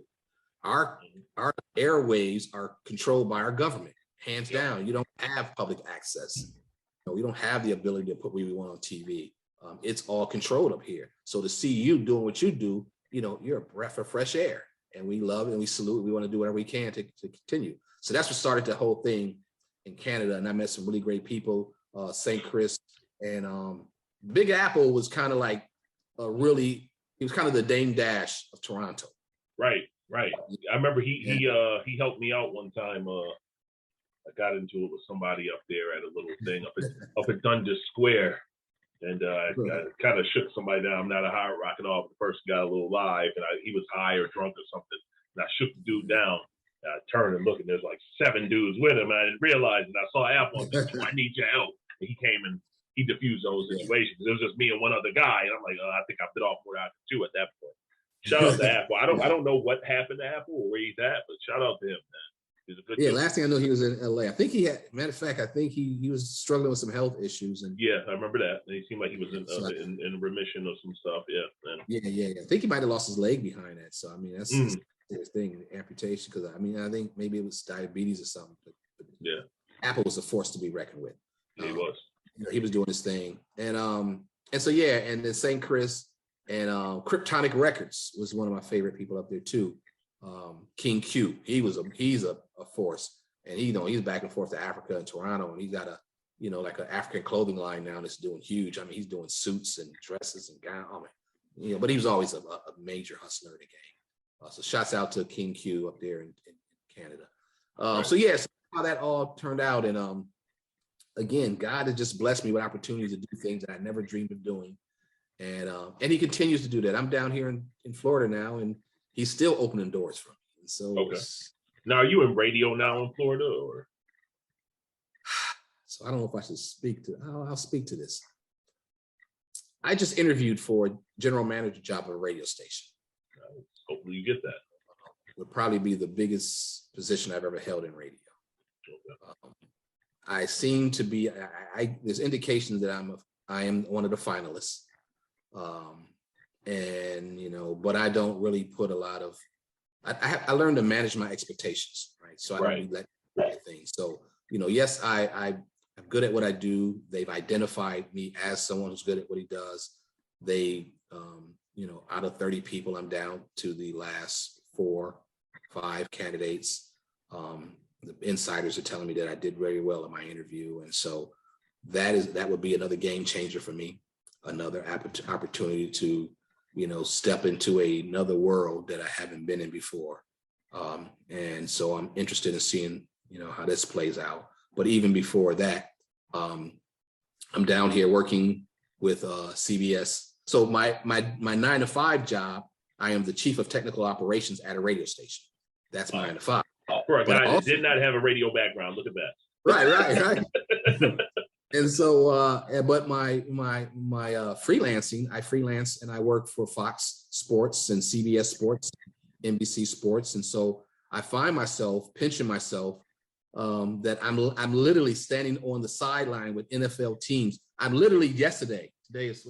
Today's Tuesday. Sunday, yeah. I'm standing on the team on a field 2 feet away from Tom Brady and I'm on the sideline. Some people are seeing this. I got people sending me screenshots that they see me on TV because I'm on the field. I'm in the end zones with these guys. When they catch a touchdown, I'm working the parabolic microphones. I'm one of the guys who catch the audio that you hear. When you hear a quarterback calling an audible, or you hear clapping of their hands and breaks, or you hear a ball, you hear a hit, it's our microphones that pick up that sound and feed it back to live TV. And so there's 4 of us around there, and we're picking up all the audio and the action and feeding it back to the live. So I'm down there and I'm looking at myself, sometimes looking up in the sky, just thinking, God, like, I can't believe all these years I sat and watched the NFL, to be standing on the sideline with NFL players for 3 years now, and at the stadiums, and, it's just incredible. Life has been incredible for me. Sometimes I'm afraid that I've had so much fun that, I might max out, and all, don't burn out on us, fun. You didn't have no fun. I need you up here. Come on. Right. No. You know what? Though? The thing is, to see somebody who's come from where you come from, and I don't mean that in the way of like you came from a bad background, but I mean from, as you said, someone who played the back, was low key with stuff, and you saw something as simple as a life-changing incident or a humbling incident with a car situation made you look at something. Well, even before that, let me go back to before that car situation. I was homeless. I was sleeping under that very car. Under the front bumper. I had for about 2 or 3 months. I lived in a 1-car garage that had enough room that after I parked the car in, there was enough room between the bumper and the front wall to lay down a single mattress that I kind of slept on. When I wanted to go to the bathroom, I had to leave and go about a half a mile down the road to the closest gas station to use their phone booth and their bathroom. And if I wanted to shower, I had a friend who lived about another mile in the opposite direction who gave me the key card to his apartment complex so that I can go down into the pool area and use the showers down there. And Wow. it was a time where I was, ass out. And then it became a time where I was thinking about checking out, and I think if you go back to some of the interviews I've done in Buffalo, I was very honest and transparent that one of the songs that saved my life when I was thinking about, how to, it was that song from New Edition, Can You Stand the Rain? Mm. At a time when I was deep in thought about how to end my life, because I felt like at this point I had fell so low and no one knew how bad it was for me. So no one was checking for me. No one was checking on me. And my family was miles away from me. And I was just thinking that it's got to be better. Another life, the next dimension got to be better than this. And so I was contemplating, well, how would I do it? And I'm standing at the side of the water, and I know I can't drown myself because I'm a good swimmer. I was on Bennett High swim team. So drowning is not an option, right? But as I'm sitting there thinking about that, my car was parked about 20 feet back, and it was a Targa top, and the song was playing, the radio was still on. And I remember everything going mute, everything. All I could hear was that song, Can You Stand the Rain? And the message that was being delivered was sunny days will come. Everybody knows that, but can you stand the rain? So the message I picked up was that what I'm going through is temporary, but in sunny days will come. But can I stand the rain? It was raining. It wasn't literally raining, but in my mind, it was raining, and I was trying to figure out how to get out the rain. And my idea was to just get out completely, but that song just spoke to my soul. And I turned around, I went back to the car, and I sat there and I listened to it. And although I think the song is really about a girl or somebody, I listened to that song and I thought about life. And I applied what they were saying to what I was going through. And sunny days will come. Everybody knows this, but can you stand the rain? And I realized it was raining on me, and this was temporary because I knew I wasn't a bad person. So I knew I didn't deserve to be treated the way I was being treated by my own self. But I knew that I had done a lot of good stuff, and this should not be my life. Right. Realize that there's times when you have to buckle down and deal with the bad times so that you can live to see the good times. So right. After the song played and that reality hit me, I turned around, got back in my car, and my life took off in a new direction. That was depression. That was right. Me so depressed that I was ready to take my own life because I didn't understand why things have crumbled. It felt like every single thing was coming down on me at one time, and the pressure was immense, and I was thinking about checking out. Have you ever spoken to everybody? I mean, there are people who go through this stuff now. Have you ever talked about this, like to maybe groups or kids or anything? No, have you ever thought about it? Anytime somebody gives me an opportunity to talk about my life, and I've had many opportunities, whether it's in a Challenger or on other local magazines in Buffalo and even down here, I've shared that story because I know it could help somebody. Now, I have not had any conversation with anybody who heard that story and said that it changed their lives, but I don't mind sharing it because that was, when you talk about where I come from, I was raised by a single mother, me and two sisters, my mother. I didn't have a father in the house, and so I didn't have that reference of, what a man should be like. My references came from, first of all, my grandmother, my aunt, and my mother, staying on me, saying, hey, you're the man of the family. We depend on you. You are the leader of this family, and you got two younger sisters. You need to set an example. And so I knew I had that pressure on me when I was young. And then when my sisters started having kids and they had boys, I became, a father figure to them, whether their fathers in their lives or not, but I knew I had them to look at. And so, coming up through Late Night Noise, my nephews, and nieces adored me, now they don't even know me. It's funny how you put in all that work, they love everything you do, then they get grown and like, oh, Uncle D, whatever, like, okay. Yeah. And so that's where I come from. It wasn't hard, but there were times that my life was just as hard as anybody else. And I avoided some real big pitfalls. I avoided, situations that could land me in jail. I avoided situations that could have had me, die, killed. And I think, again, that's through God's grace. He spared me so that I can take this journey. And then he opened up all these doors in front of me. And I've always given credit because I know this is not my plan. I didn't dream this. I didn't write this. I don't sleep at night thinking what to do tomorrow. I just follow his lead. He opened the door, I go through it and try to, make the best of it. And that's kind of why I am where I am today. And you know what, man, we're glad. I mean, this has been a great interview. I mean, it's great to see where you're at now. Like I said, you've always been a good dude. Anytime I've reached out to you, you've always responded. I appreciate that. Again, shout out to Marlon. He couldn't be with us this evening. He had some things he had to take care of. Right. But he definitely, that's like as I told him the other day. I said, you know what? You're one of the two friends that I have that I've never gotten into an argument with ever. Like other than like arguing who's better than Prince or Michael Jackson, that type of stuff. Right. Yo, that's true. I can't remember me and Marlon ever falling out over, except for my house keys one time. But even then, that wasn't he's gonna be it wasn't real funk, right? It was. He blamed it on my nephew. My nephew blamed it on him, and so I don't know about these, but he's just one of those type of guys. Yeah, I mean, he's one of. I always tell myself, man, you're my brother, man. Listen, Marlon. Let me quickly tell you how Marlon came into my life. So when I was in California doing all those music videos, I would always call my grandmother and tell her everything that happened to me. If somebody gave me a compliment, I would call my grandmother, Grant, this person said this or that, made me feel good. I just want to share it with you. So I was always sharing with her, not knowing that she worked at the Buffalo Public Area County Library as in the restoration department, fixing books. And I didn't know Marlon worked down there too. But my grandmother would call me like, well, what's going on with Tupac?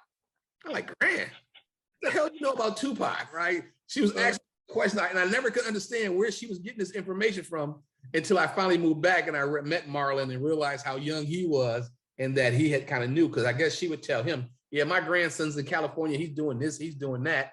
And then Marlon kind of tapped in and knew it. So when I got back to Buffalo, Marlon was like the brother I never had.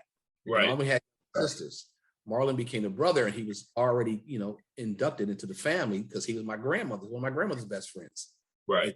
The fact that he was younger than me, younger than all of us, but my grandmother loved him so much that she made him part of our family. He immediately became, my brother. And so, I worked there too. I knew her, did you? But I didn't know her the way as well as he did. I was like, oh, okay. And when he said, oh, his grandmother, he told me. I used to work in the shipping department. Those. Oh, really? The blue trucks that would have to deliver the books back to the different libraries. Yeah, I used to ride on those. Yeah, that was me. I was down. Marlon got me the job, as a matter of fact. Okay. So yeah, everything is like connected. It's that 6 degrees of separation, Separation. Yeah, definitely. So I mean that's and also you mentioned your aunt who was a great woman too, Beverly Gray. My hero. Yeah, she was a respected. She was a councilwoman at large. I worked for the Buffalo Common Council, not under her, but I came after her. But I mean, just knowing the work she did and the respect that they had for her. Also, she has the Beverly Gray Small Business Incubator. Yeah, and that's right in Buffalo. It's probably incubator. I know the name changed, but I know it started off as Business Exchange Center, but I think they might have incubator now, business incubator or something like that, right?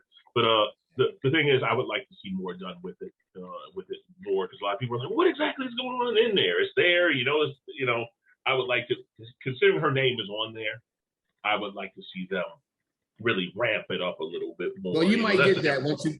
Well, yeah, you need a new mayor for that to happen, because the one you got, he's not, him and Beverly has had their moments, and so the fact that he, Beverly, for a guy who grew up without a father, she stepped in and became almost a father figure to me, in the sense that my aunt would tell me things that a father should tell a boy. She took it on herself to say, talk to me. My aunt could talk to me more about things that I should be thinking about than my mother did. My grandmother tell me stories about when my mother and my aunt Beverly used to go to school up, now it's known as City Honors, but I think it was East High School for a while, right? When my mother went there. And my grandmother used to tell me a story and it's one favorite story because it explains exactly who Beverly is to a T. She said one day she came home early from work and she was in the kitchen and she heard the door open and she knew it was about the time that my mother and my aunt was coming home from school. but she heard the door fly open and she seen the shadow of Beverly run into the bathroom. And then as Beverly ran out the bathroom, my grandmother said she happened to just get a glimpse of Beverly and she was all shiny. And so Vaseline on her face? Yeah, she came in and got Vaseline. So she went out to go fight for some girl who was being bullied by somebody else. And they went to go fight these girls to stop bullying this girl who they were bullying coming down the street. My mother was never really a fighter, but Beverly was a fighter. She said Beverly came in there and got the Vaseline put all over her face and her arms and went out there and started scrapping. And it wasn't even her fight. She was protecting someone else.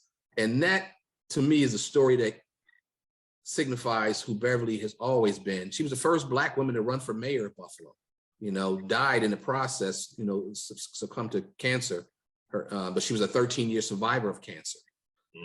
When she was young, when she had cancer, they gave her 1 year to live.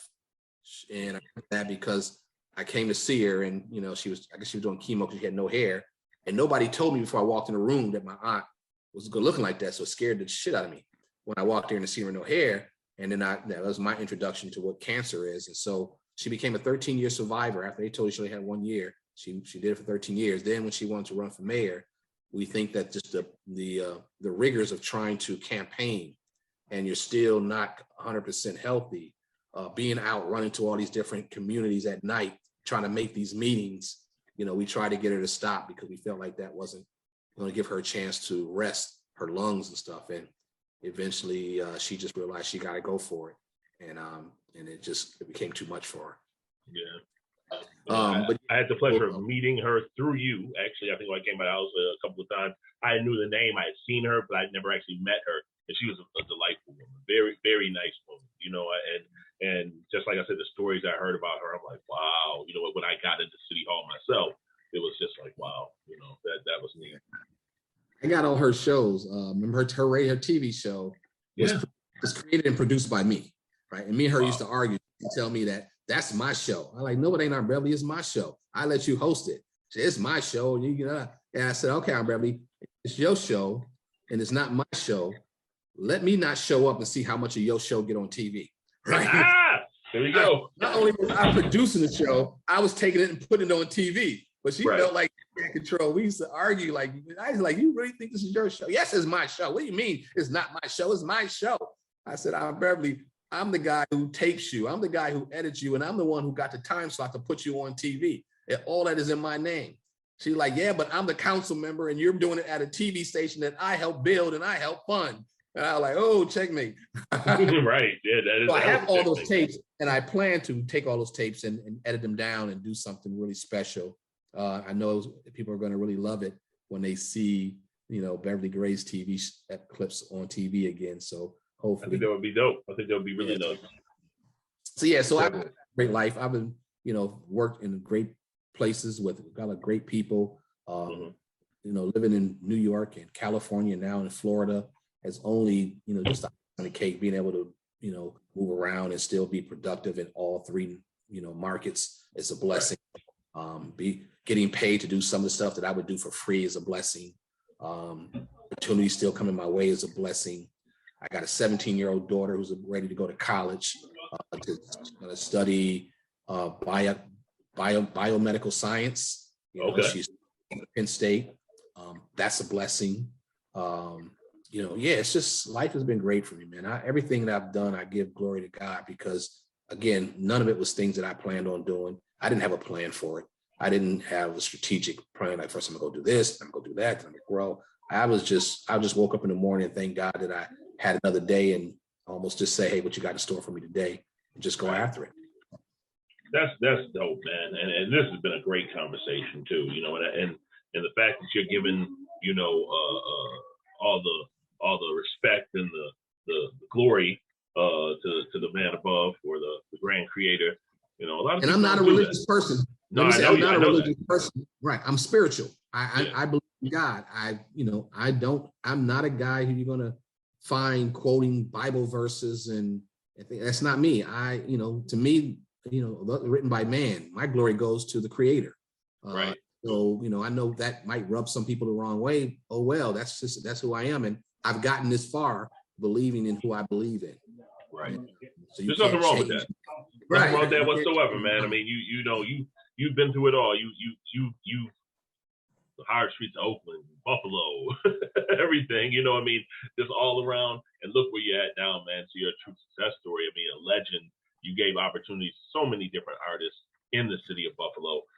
And then now, before we go, just tell me, how does it feel to see Buffalo now kind of on the rise of it, as far as hip hop? Because remember when you were coming through, a lot of these guys, some of them now are the ones who are big, you know, the Griselda ones, and some of them. There are other artists like one of my co-hosts, Pretty Bully, who couldn't be here tonight because she's at a studio session actually right now. Pretty Bully is her name, you know. Did I know her? Did I play her when I was on radio? No. She's a little younger. It's like my little sister almost, and no, she is my little sister. I'll say she's my sister. But she's been doing really well in the new wave of the artist. Very lyrical. Her song has gotten played on Live from Headquarters, DJ Premier. She gets to play on Sirius, and she has a song. You know, some songs that we're actually organically growing her, and she's getting the following. You have artists like L Biz.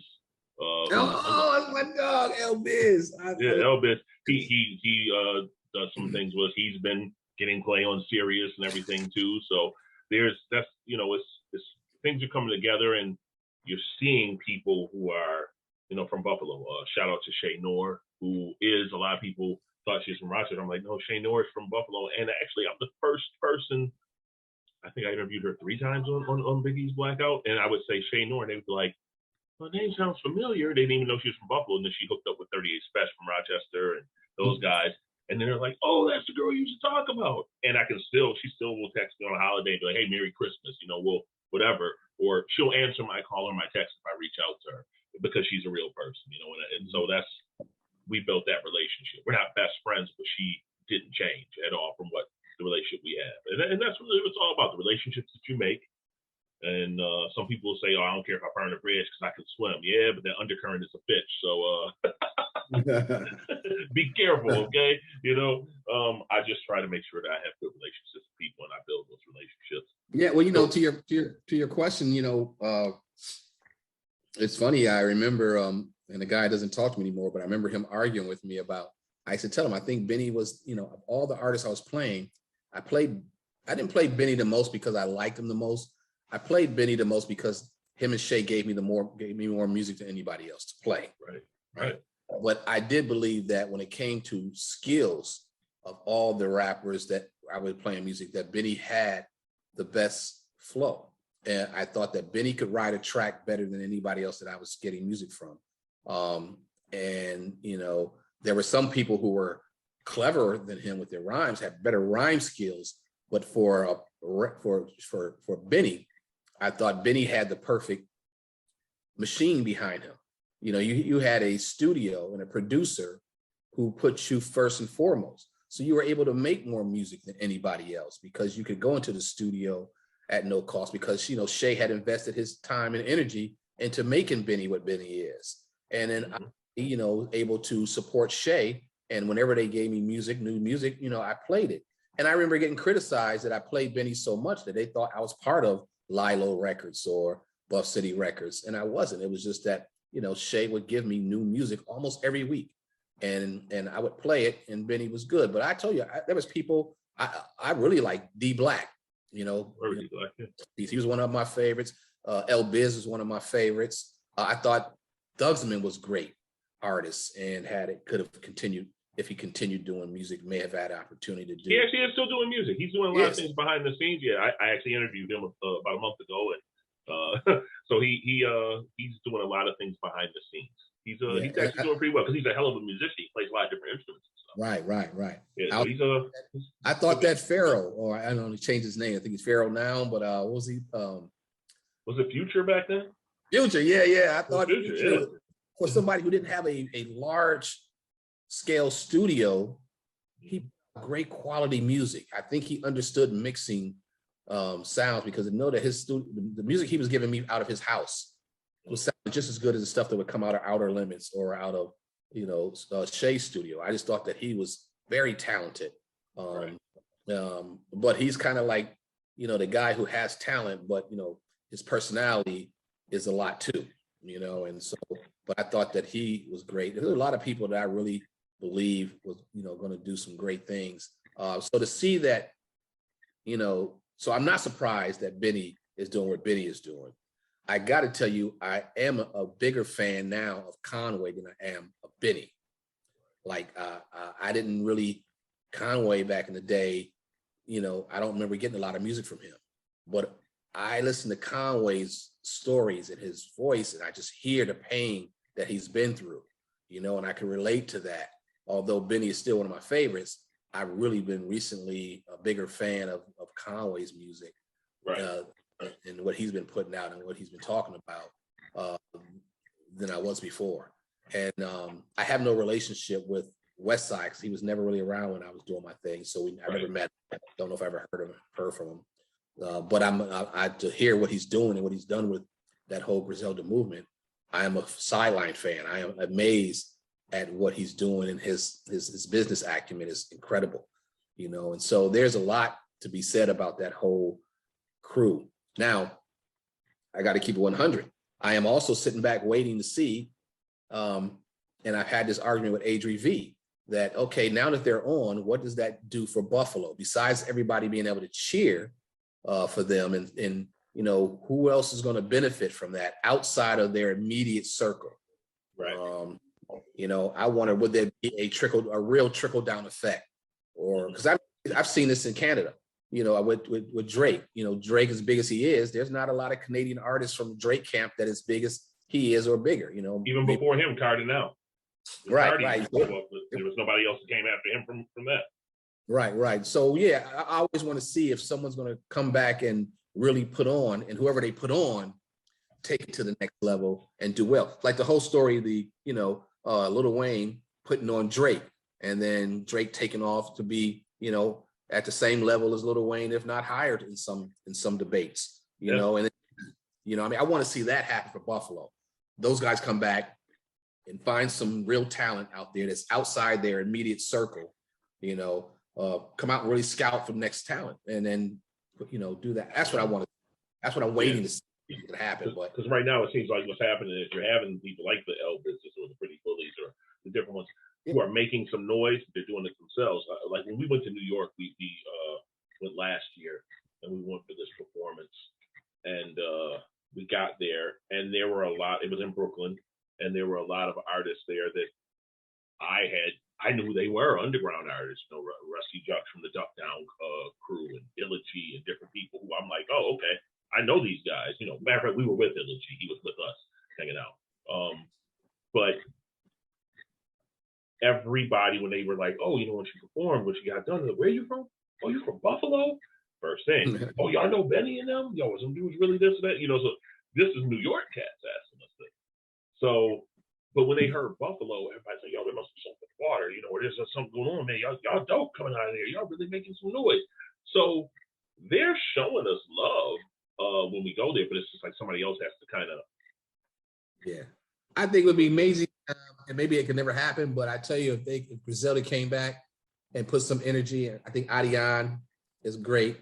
He has stories. He's been through it for real. He's probably the most authentic street rapper in Buffalo that's alive. He's been through enough to say he's done more than me. I think that's my guy right there. I went to his listening party for his album. He had an invitation only, and I was one of the ones he invited. I was like, oh, I really appreciate that. He said, you know why?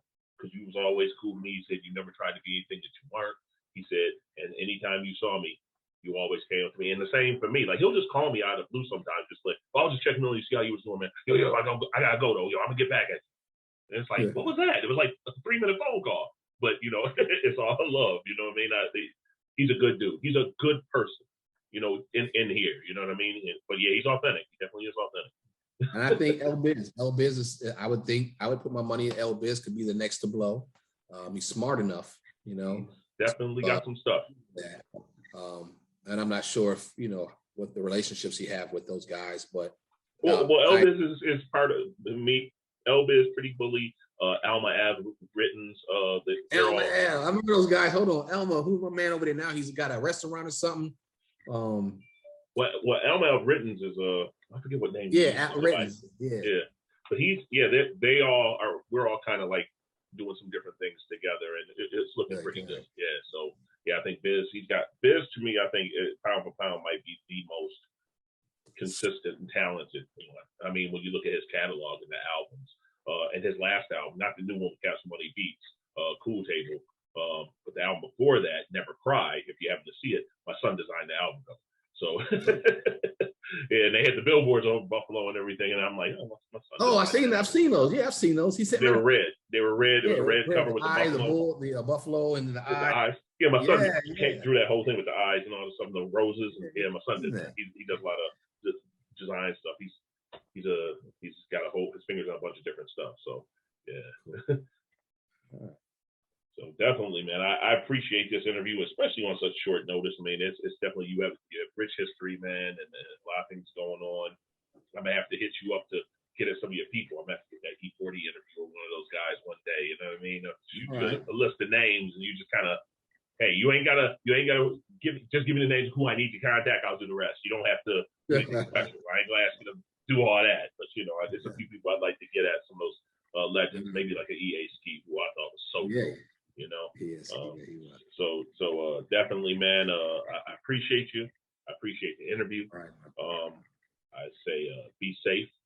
Out there, keep doing your thing. Obviously, you got things going on, but just keep you posted on new things you're doing, man. And let us know what's going on. Biggie Blackout, definitely.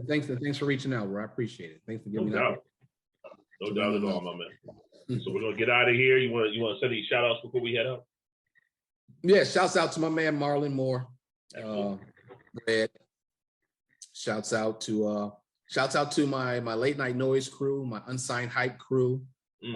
Shouts out to my man DJ Coles. I know people don't rock with him like I do, but he's always been, we only had one falling out. From that falling out, we got tighter, and so it made our friendship better. And so he's always been stand up with me. So I appreciate him because he's the one who introduced me to radio in Buffalo.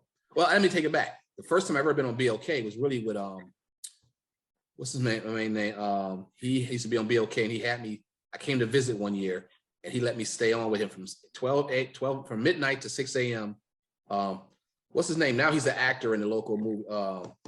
What's his name? Escaping me. He looks like the baby Vin Rain. What's his name? He was in the Romans. What's my man name? Oh, I know who you're talking about. I can't remember his name. I know who you're talking about. Yeah, he was the first one that brought me to BOK. And, he didn't try to get me on, but he let me hang out on radio with him all night long. And that was interesting because then when he came to California, I helped him get into doing music videos. And so a reciprocal relationship there. So shouts out to him. But yeah, Coles was responsible for getting me on BOK, and everything that happened after BOK. I give some credit to Coles because he took the initiative to kind of kept throwing my name out there at BOK when other people are, no, he's TV, he's local, he didn't go to school for this, and so yeah, I heard that people thought because I didn't come through the traditional ranks of going to school and having a BA in broadcasting that I shouldn't be on radio, but fuck them. Exactly. And so, you're right. What was the guy's name that used to be with DJ Coles? The other DJ, dark skin. Which guy? Dark skin guy. He used to be with Coles. They used to do a lot of stuff together. I can't remember his name. Shep Daddy. Shep. Yes. Whatever happened to him? Shep had moved to Idaho, and actually ran for mayor out there. That's the last update I got on him. He was running for mayor at one point in time. Shep came to me before he left, and he came to me and he apologized for things that I had no knowledge of what he was talking about. But I think he was just trying to, clear the, I don't know if he thought he was responsible for something, or maybe he wasn't. I didn't know. But I remember him coming to my house and we stood outside and he was just kind of doing a mea culpa. And I'm like, we never fell out. And he just, I just want to make sure we good. And then he kind of left.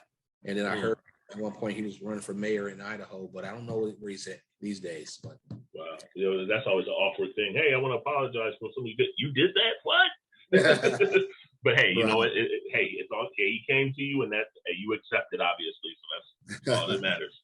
Right? So yes, a shout out to my late night noise crew, Adri and the A Dot and A Dose and Marlon and brother Ed. And I mean, I had a great crew there. And then at the Late Night Noise on LaSalle Street, you know, shouts out to Marvo, who was the very first DJ on Late Night Noise, and to Walt and Chandra and a ton of other people who helped me make that show what it was. Shouts out to Big Pete, you know, who was the first person. Records, man. First person, yeah.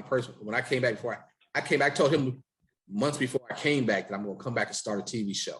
And I came back and did it. And he remembered that conversation. But he was always somebody I looked up to, and he was always a solid friend.